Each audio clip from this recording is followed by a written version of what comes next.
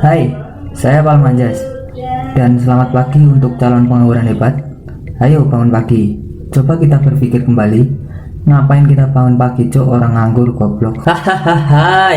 Kali ini saya akan menceritakan alur cerita film Kundo Age of Rampan. Film ini dirilis tahun 2014 dan mengisahkan seorang pejuang yang membalas dendam demi keluarga dan rakyat yang tertindas. Bagaimana keseruan dari alur ceritanya? Lanjut.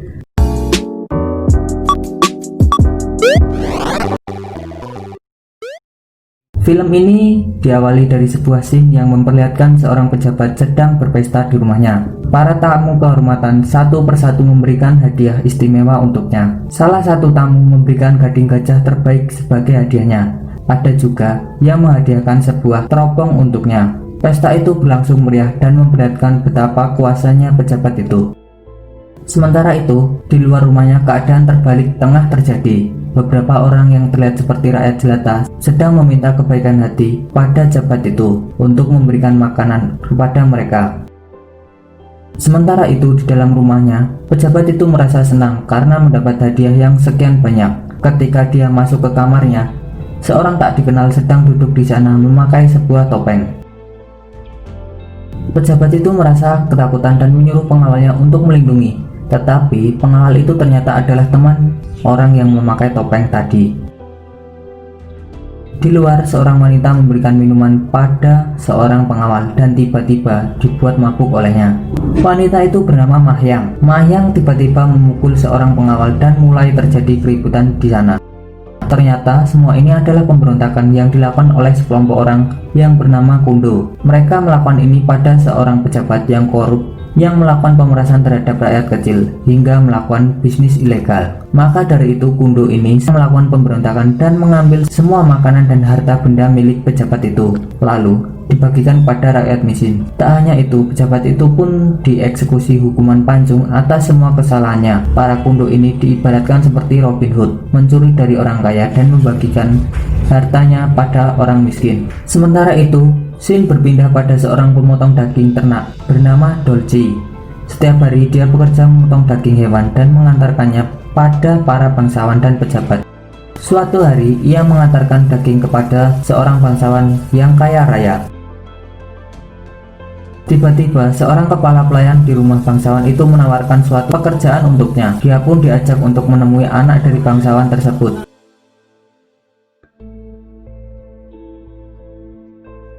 Anak bangsawan kaya itu bernama Juyun. Juyun memberikan tawaran pekerjaan kepada Dolce, yaitu membunuh seorang yang targetnya seorang perempuan yang tinggal di sebuah kuil.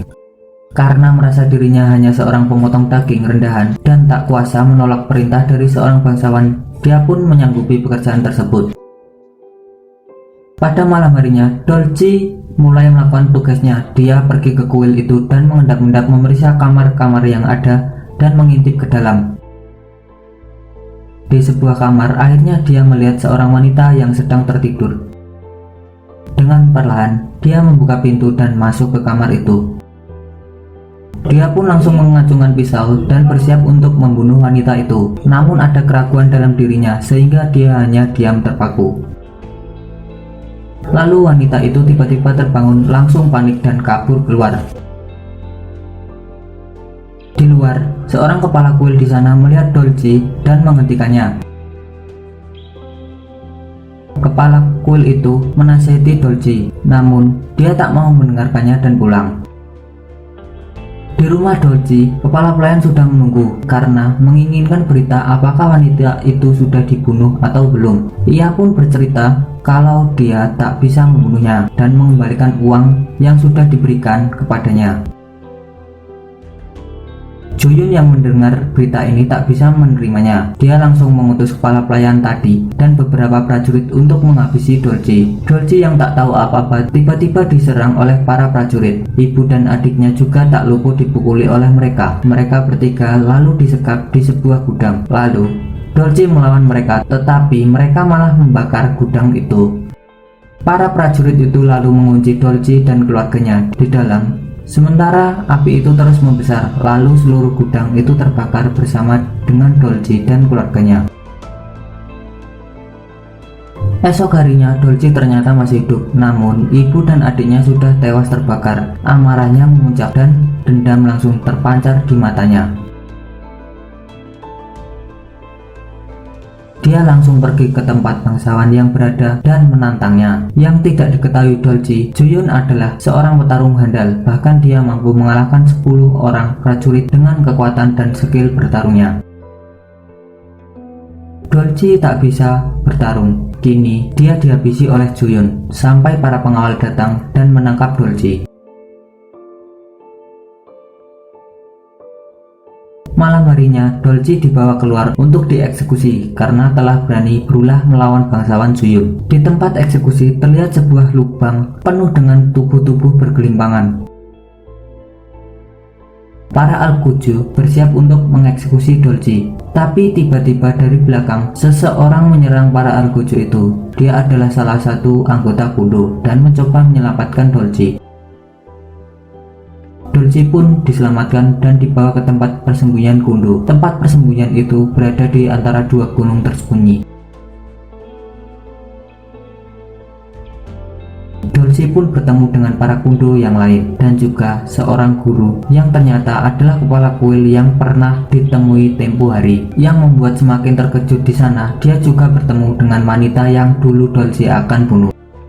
Ternyata wanita itu adalah salah satu selir bangsawan ayahnya Juyun dan dia sedang mengandung anak laki-laki. Waktu itu Juyun menyuruh Dolci untuk membunuh wanita itu tersebut karena dia tak ingin ada ahli waris lain yang akan menjadi saingannya. Ayah Juyun sudah tua dan sakit-sakitan dan jika dia meninggal tak ada ahli waris selain Juyun. Otomatis Juyun akan mewarisi semua kekayaan, tetapi karena ada selir ayahnya ini, dia berencana untuk membunuhnya. Namun ternyata rencana tak berhasil dan kini wanita itu dalam perlindungan para Kundo dan Dolci sekarang pun sedang diajak untuk masuk ke dalam Kundo. Dolci menerima tawaran masuk ke dalam Kundo karena dia dendam pada Juyun yang telah membunuh ibu dan adiknya di peristiwa kebakaran tempo hari.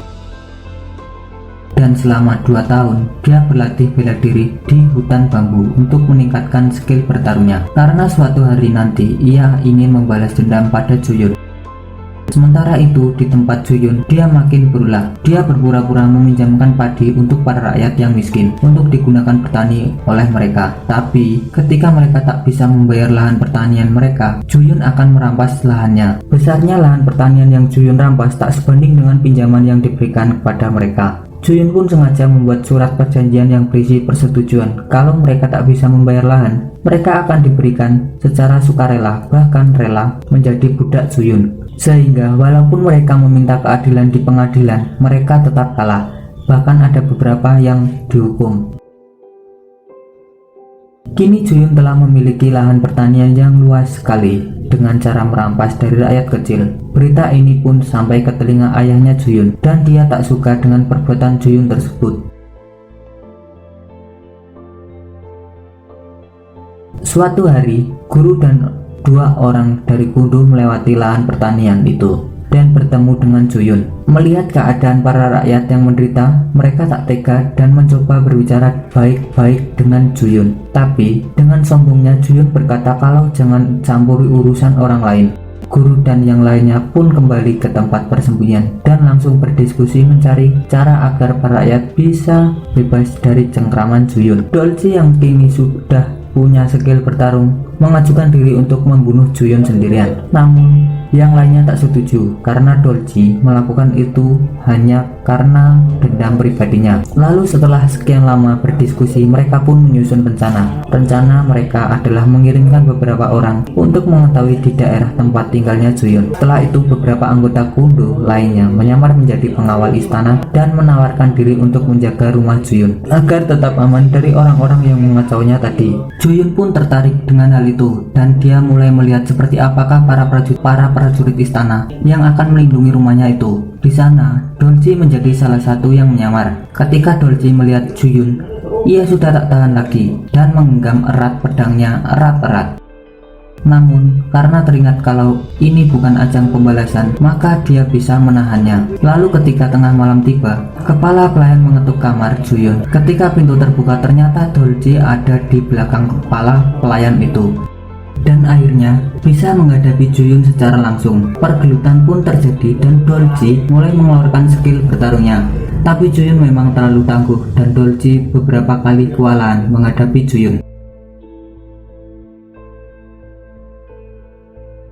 Ketika Juyun lengah, Dolji kabur dari situ dan menaiki kuda. Juyun berlari mengejar Dolji keluar dari kota dan melaju terus menjauhi rumahnya. Saat itulah rumah Juyun tak ada yang memimpin, sehingga para kundo yang menyamar langsung menyerang para pengawal, dan penjaga mereka langsung menaklukkan rumah bangsawan Juyun dan membagi-bagikan makanan dan hasil pertanian pada rakyat miskin.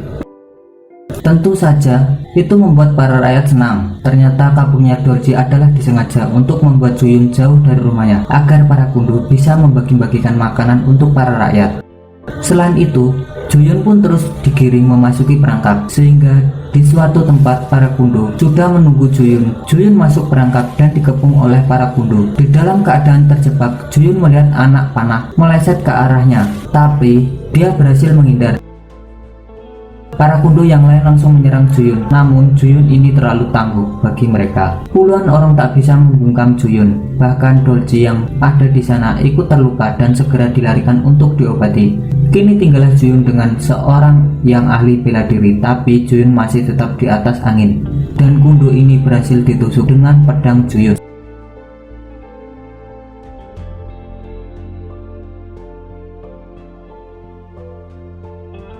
Sementara itu, Dolji dibantu oleh Mahyang yang tiba di kota dan berkata kalau dia yang terluka dan berkata kalau dia yang terlalu kuat dan mereka gagal membunuhnya. Sang guru berkata kalau dia ingin melihat ke sana, siapa tahu ada yang masih hidup dan bisa diobati. Ketika guru tiba di sana, Juyun muncul dari kejauhan dan tahu kalau semua ini ternyata ulah guru kepala kuil yang waktu itu pernah ia temui. Guru pun dibawa ke ruang bawah tanah dan disiksa, dan ia juga mencoba mengorek informasi keberadaan tempat persembunyian para kundo, tapi guru tak mau memberikannya. Sementara itu, di luar para rakyatnya yang mengambil makanan pun ikut dihukum dan dibawa ke hadapan guru. Juyun bertanya sekali lagi pada guru, di mana tempat persembunyian para kundo, tapi guru tetap diam. Dengan menggunakan cara lain, Juyun tiba-tiba membunuh para rakyat tak bersalah di hadapan guru dan berkata kalau dia akan terus membunuh mereka sampai guru mengatakan di mana tempat persembunyian tersebut. Sementara itu, di tempat persembunyian, Dolji sedang diobati. Tiba-tiba dari atas sebuah panah api meleset ke arah pemukiman warga yang diikuti oleh panah-panah yang lain. Semua orang panik dan berlarian. Juyun dan para prajuritnya telah mengetahui tempat persembunyian itu dan langsung mengobrak-abrik tempat itu. Mahyang yang sedang menggendong anak dari selir bangsawan berusaha melindunginya dengan menggendongnya di belakang dan ditutupi kain. Ia pun ikut dalam pertempuran dengan memanah para musuh, tapi musuh terlalu kuat dan Juyun pun melihat anak itu dan langsung paham bahwa anak itu adalah ahli waris saingannya. Dia mengambil anak itu dari Mahyang, terus membawa anak itu bersamanya pulang ke rumah. Sementara itu, Dolji datang terlambat melihat semuanya sudah mati dan tempatnya hancur berantakan. Ia pun langsung pergi ke tempat Juyun untuk membalas dendam. Di rumah Juyun, kepala pelayan melaporkan sesuatu kepada Juyun yang membuat Juyun panik. Ternyata anak yang dibawanya hilang. Dia pun terus mencari ke seluruh ruangan dan anak itu ternyata dan sedang digendong oleh ayah Juyun. Ayah Juyun kini mengetahui kalau ahli warisnya telah ditemukan. Hal ini membuat Juyun marah hingga dia mencekik ayahnya sendiri hingga ayahnya tewas. Sementara itu di luar sesuatu sedang terjadi. Dolji telah tiba di kota itu dan dengan menggunakan senapan mesin dia menembaki semua prajurit yang ada di situ. Rakyat yang melihat itu terbakar semangatnya untuk ikut memberontak sehingga kini Dolji dibantu oleh para rakyat menghabisi semua prajurit yang ada di situ. Lalu mereka pergi mendatangi rumah Juyun. Di dalam rumah, Juyun menggendong anak itu dan sepertinya tak tega jika harus membunuhnya. Tak lama kemudian, Dolji telah tiba di rumah Juyun. Juyun pun keluar sambil menggendong anak itu. Pertarungan antara Dolci dan Juyun pun dimulai. Sambil menggendong anak itu, Juyun menghadapi Dolci sendirian. Mereka terus bertarung sambil terus pergi ke sebuah hutan bambu. Hingga pada suatu ketika, Dolci mengayunkan pisaunya dan hampir mengenai anak itu. Juyun menyelamatkan anak itu dari sabetan pisau dan berakibat leher Juyun terkena tebasan pisau. Lalu tiba-tiba dari arah belakang, seseorang rakyat menombak tepat ke arah Juyun, dan begitulah kematian Juyun, tewas di tangan rakyatnya sendiri. Kini tirani Juyun telah berakhir, tak ada lagi bangsawan yang menindas. Rakyat pun telah terbebas dari cengkraman kekejaman Juyun, dan film pun selesai.